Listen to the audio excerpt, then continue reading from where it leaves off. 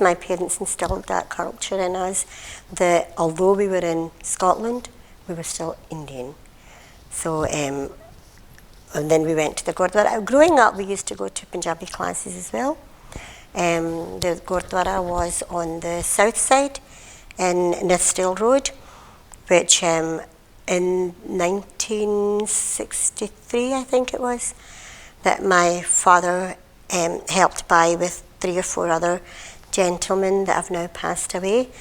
That was the third Gurdwara. I remember there was one in Rupert Street away back in, I would say, 59, 60.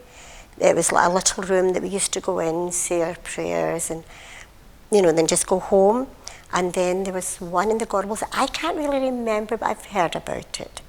I just remember the one from Rupert Street, and from there we ended up in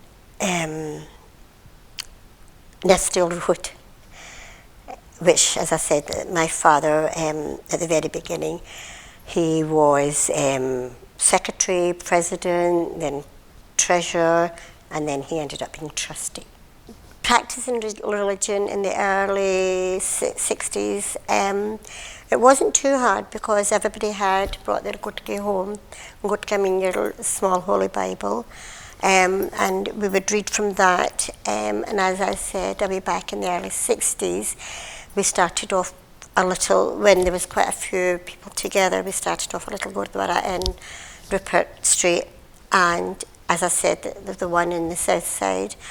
My early memories are of when we were in the Gurdwara in Nithsdale Road. We used to all meet up on a Saturday evening in the Gurdwara, and one of our aunties, it was Minder Kaur Sagoo and her husband Joginder Singh Sagoo, they used to stay in the West End. Auntie G would recite from our Holy Bible, the Guru Granth Sahib, and we would all follow suit. We would do our Sukhmani Sahib de Part, we would do our Japji Sahib Part, and then from there what happened was we started doing Kirtan. Kirtan is the holy singing hymns, and I don't know, maybe I was just one of the lucky ones. We never found it hard to do these things.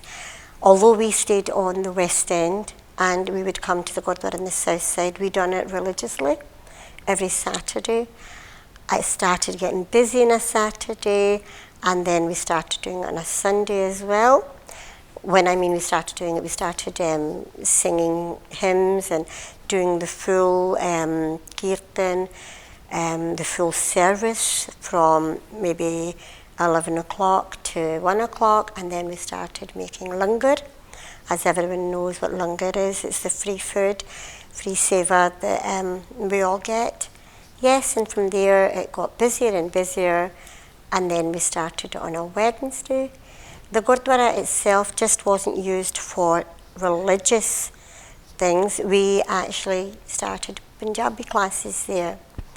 And from what I remember, again, Dad's in the, I think, 65, 66, Dad started Punjabi classes, and there was Uncle Sufi, Gurdwara Singh Sufi. He was our teacher when we used to go. When I say our, my sister and I, we learnt from him. And then there was many other teachers. The other one that passed away that I took over from, I am now head teacher of Punjabi in the new Gurdwara in Albert Drive, but when we were in Nithsdale Road, it was a Hakam Singh Bedi, who is now, well, he's passed away, but his son is married to my niece. So I took over from him teaching. When we were in the Nithsdale Road Gurdwara, there was about 4 teachers and we had about 100 children. Now in the Albert Drive Gurdwara, we have about 18 teachers, 300 students.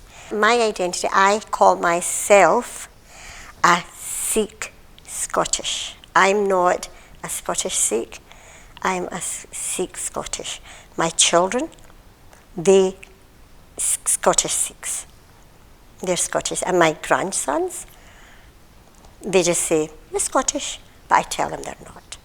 There are a lot of people that say, "Oh, do you know, I wish we could just stick to our own community." But what I see is, if you're in a different country, you have to embrace that country, what that country is doing. I'm not saying forget your heritage. We are 4 generations here. The way I look at it, my mum and dad were the first generation, myself and my husband the second generation, my children the third generation, and my grandchildren the fourth generation. What, especially to the fourth generation here, I would say, try and remember your roots, try and remember where your grandparents, your great-grandparents came from. A lot of people would be just 3 generations, so if you've got grandchildren, make sure your grandchildren know your roots, your great-grandchildren know your roots. It's important to know their roots, because the hardships that maybe your great-grandparents, your grandparents went through, don't forget where you came from. You might call yourselves that you're now Scottish, but you're still Asian. You know, don't forget your heritage.